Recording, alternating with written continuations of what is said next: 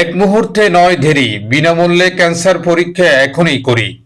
প্রতিরোধে শক্তি, স্ক্রিনিং রোগ মুক্তি স্লোগানে জরায়ু মুখ ক্যান্সার সচেতনতা মাস উপলক্ষে মা ও শিশু হাসপাতালের উদ্যোগে ২৭ জানুয়ারি র্যালি ও আলোচনা সভা অনুষ্ঠিত হয়েছে। মা ও শিশু হাসপাতাল, গাইনি বিভাগ এবং ক্যান্সার ইনস্টিটিউট যে আয়োজন করেছে, আমি তাদেরকে কার্যনির্বাহী কমিটির পক্ষ থেকে আন্তরিক ধন্যবাদ জানাচ্ছি। এই যে কঠিন রোগটা যেন না হয় সেজন্য আমরা আজকে যে প্রোগ্রামগুলো হাতে নিয়েছি সেই প্রোগ্রামগুলো সফল এবং সার্থক করার জন্য আপনারা সবাই একযোগে কাজ করবেন। আমাদের কার্যনির্বাহী কমিটির পক্ষ থেকে যে ধরনের সহযোগিতার দরকার আমরা ক্যান্সার ইনস্টিটিউট এবং আমাদের গাইনি বিভাগকে দিয়ে যাব। আমার মনে হয় যে এখানে আমাদের নামের আগেই প্রথমেই শব্দটা হলো মা। চট্টগ্রাম মা ও শিশু হাসপাতাল এই অ্যাওয়ারনেসটা আমরা এখন যেভাবে করছি এর চেয়ে বহুগুণ আমার মনে হয় যে ফলপ্রসূ হবে আমরা যদি ক্যান্সার ডিপার্টমেন্ট এবং আমাদের গাইনি ডিপার্টমেন্ট, মেডিসিন ডিপার্টমেন্ট এগুলোতে যদি আমরা এই প্রচারণাগুলি সারা বছরের জন্য এই রাখার ব্যবস্থা করি, তাহলে আমার মনে হয় যে আমাদের এই প্রোগ্রাম হচ্ছে ওইটা আরো বেশি ফলপ্রসূ হবে। আগে আমরা মনে করতাম যে ক্যান্সারের কোনো অ্যান্সার নেই, কিন্তু এখন ক্যান্সার কিন্তু কিউরেটেবল। সুতরাং ক্যান্সারের যে হোক কিন্তু সবাই ভালো হয়ে থাকতে পারবে যদি তারা অ্যাওয়ার থাকে যে তারা টাইমলি ভ্যাকসিন দেওয়া এবং চিকিৎসা করা। আসলে প্রিভেনশন ইজ বেটার দেন কিউর। আমাদেরকে মহিলাদেরকে সচেতন করতে হবে এবং আমাদের যে বাল্যবিবাহ হয় সেটা রোধ করতে হবে।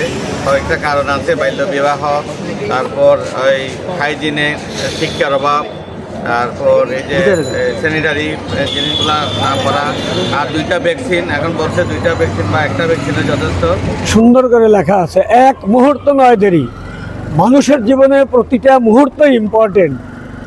তো আমরা আজকে যে অ্যাওয়ারনেস প্রোগ্রাম, এটা মূলত আমরা এই যে ভায়া টেস্ট, প্যাপসমিয়ার অনেক বছর ধরে আমাদের এখানে চালু আছে, আমরা করে যাচ্ছি। তো এখন মানুষকে এগুলো আমরা জানাচ্ছি। আজকের বিষয় ছিল বিনামূল্যে। এই 3 দিন ব্যাপী যে প্রোগ্রাম হয়েছে এখানে সব বিনামূল্যে সব কিছু বলা হয়েছে, দেওয়া হয়েছে। জনসাধারণের প্রতি আহ্বান করছি, আপনাদের সন্তানদের, মেয়েদের, স্ত্রীদের এবং আমাদের মায়েদের জরায়ু ক্যান্সার প্রতিরোধ করার লক্ষ্যে আপনারা ভ্যাকসিন গ্রহণ করুন। আপনারা আমাদের গাইনি এবং বহির্বিভাগে আসুন, আমরা আপনাদেরকে সহায়তা করব। বিশেষজ্ঞ ডাক্তাররা বলছেন 2030 সালের মধ্যে ওয়ার্ল্ড ওয়াইড জরায়ু মুখ ক্যান্সার নির্মূলের চিন্তা করলেও বাংলাদেশ এখনো অনেক পিছিয়ে রয়েছে। মূলত সচেতনতার অভাবে এই রোগের বিস্তার ঘটছে। আমাদের সচেতনতার অভাবে আমরা কিন্তু এই রোগ থেকে মুক্তি পাচ্ছি না। ওয়ার্ল্ড ওয়াইড যদিও 2030 সালে এটা নির্মূল করার কথা, আমরা অনেক পিছিয়ে।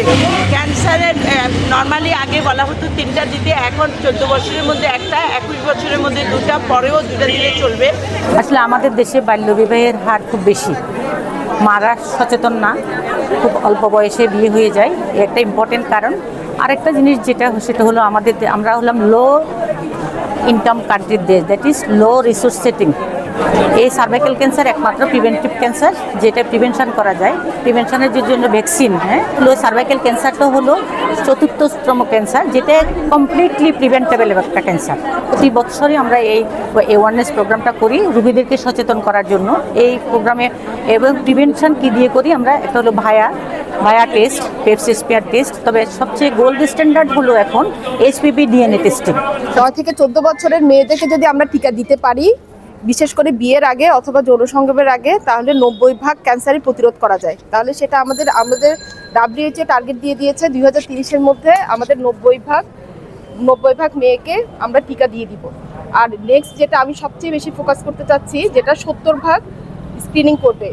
গ্লোবাল ক্যান্সার অবজারভেটরি 2020-এর সর্বশেষ তথ্য অনুযায়ী প্রতি বছর বিশ্বে 6 লাখ জরায়ু মুখ ক্যান্সার নির্ণয় হয় এবং বিশ্বে মারা যায় 3 লাখ। 90%-এর বেশি উন্নয়নশীল দেশে। বাংলাদেশে এই রোগের সর্বোচ্চ দ্বিতীয় মৃত্যুর কারণ। প্রতি 1 লাখ জনে 11 জন এই রোগে আক্রান্ত হন। প্রতি বছর 4,971 জন মারা যান।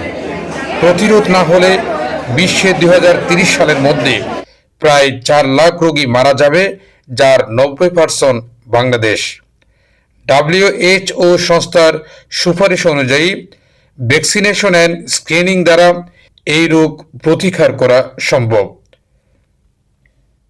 ক্যান্সার নির্ণয়ের জন্য স্ক্রিনিং ভায়া প্যাপস কলফোস্কোপি ও এসপিবি ডিএনএ পরীক্ষা করার নিয়ম যাদের বয়স 30 বছরের বেশি বা বিবাহিত জীবনের বয়স 10 বছরের বেশি, মাসিকের 10ম থেকে 20তম দিনের মধ্যে, পরীক্ষার 3 দিন পূর্ব থেকে স্বামী সহবাস এবং 24 ঘন্টা পূর্ব হতে যৌনপথে ওষুধ ব্যবহার থেকে বিরত থাকতে হবে। এই পরীক্ষা নিরাপদ, এতে শরীরের কোনো ক্ষতি হয় না। পরীক্ষায় পজিটিভ মানে ক্যান্সার নয়, তবে পরবর্তী 3 থেকে 10 বছরে ক্যান্সার হতে পারে। আতঙ্কিত না হয়ে পরবর্তী পরীক্ষায় কলফোস্কোপি করে চিকিৎসা নিতে হবে। News desk, Purbadhara.